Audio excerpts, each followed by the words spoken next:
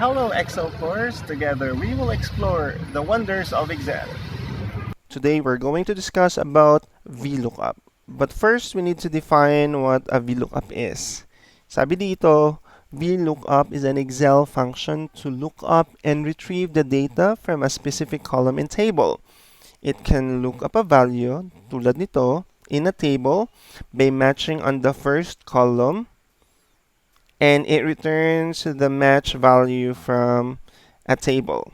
So sa example natin, we were only given the student ID and the grade, and it's our task to fill yung name na column at saka yung year in section and letter grade. So where we can get this from is we can get this from the table dito.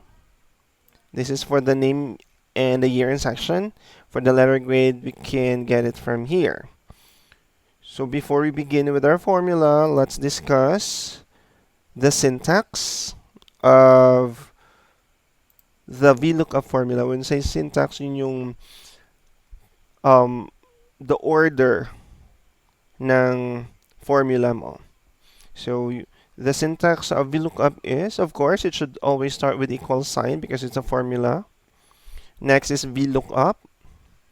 V stands for vertical. The next argument in our formula is value. So yung value na to, ito yung hinahanap natin. So for this example, the student ID on this first table, ito yung value na hinahanap natin. Next is the table argument. The table is saan natin i-compare or saan natin kukunin yung data to fill out the name and the year in section. So this is our table. Alright? So notice sa table natin na yung first column should be the lookup column, because we're going to compare the lookup value from the first column, which is the lookup column.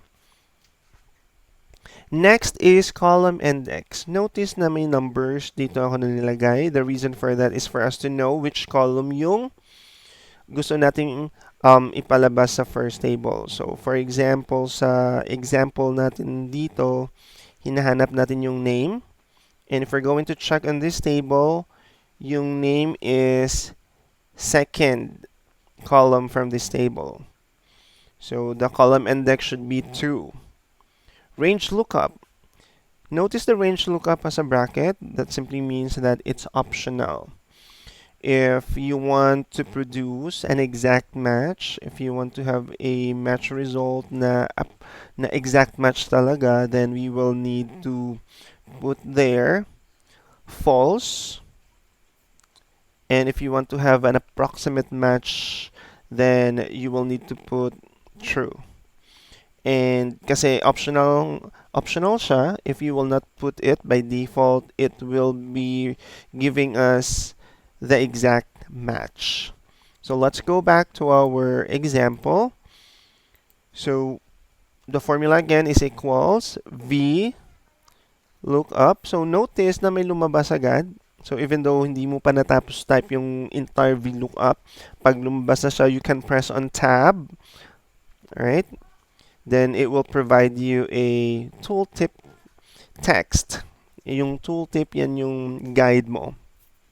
So sabi dito sa guide na lookup value.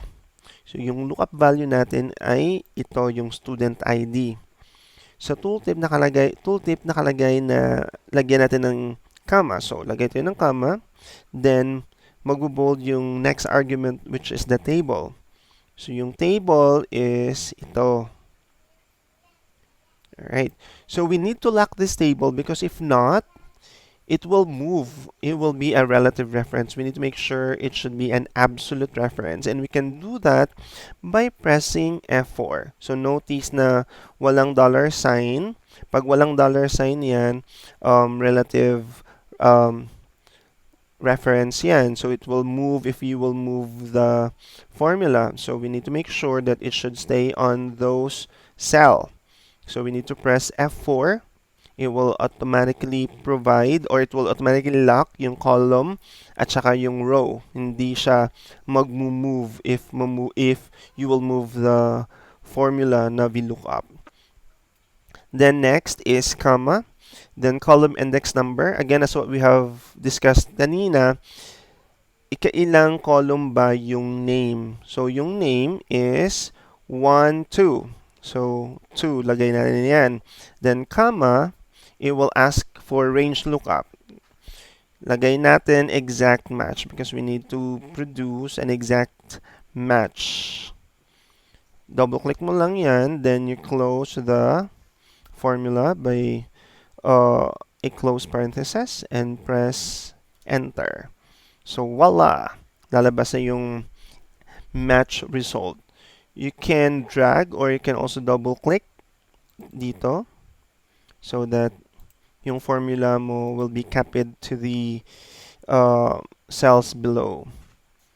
Alright, so I'll teach you also the other way on how we can do this. So normally, if maliit lang yung table, you can name the table. So highlight lang natin yan. Then dito sa name box, lagay natin student and press enter. If babalikan mo yung student, it will highlight the table. I'll show you how it will work. So sa year in section, again, lagay tayo ng equals VLOOKUP, tab, yung lookup value, comma, yung table natin, lagay na natin student, hindi na yung kanina because na-highlight na natin nakagawa na tayo ng table name, nilagyan na natin ng name yung table na yan. So, student yung pangalan niya. So, student, comma, then we want to show the year in section, and the year in section is the third column. So, we put 3, and you can also put 0 for exact match. 0 is exact match, 1 is approximate match. Then you close the formula and you can either drag or double click. So drag naman natin ngayon. Yon. So sa example na to, sa name at year in section, it's false. So it's exact match. How will we use approximate match? So sa approximate match, we have another table here. So para mas madali, lagyan na natin ng name to. So lagay natin grade and press enter para madali. So same formula pa din, equals VLOOKUP. Then yung hinahanap natin is not the student ID na. Ang hinahanap na natin ngayon is the grade. So, hinahanap natin yung grade. Ito yung lookup value natin. Notice yung lookup value, yung first column is also the grade. Kasi yan yung dapat. It will not work if it's not, if the layout is not like that. It should be always the first column and it will do a VLOOKUP to the right. So, lookup value natin yung grade, comma, yung table natin, pinangalanan na natin siya kanina ng grade. So, pwede rin tab kasi lumabas yung grade, tab. Tamad kasi. So, I'm not used to typing everything. So, pag lumabas na siya, tab na lang yan and it will just autocomplete. Comma, then column index. We want to show yung second column kasi yan yung letter grade.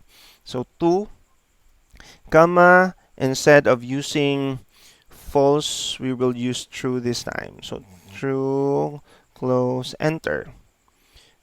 Okay, so lumabas na siya. Or if you want, you can also put 1. If you don't like typing true kasi ilang letters yun. 1, 2, 3, 4. Yung 1, isang number lang. So, tinatamad ka lang ano. Again, you can double click or drag. And there you go. So, that's the VLOOKUP. I hope I help you today understand how we can use VLOOKUP. Thank you.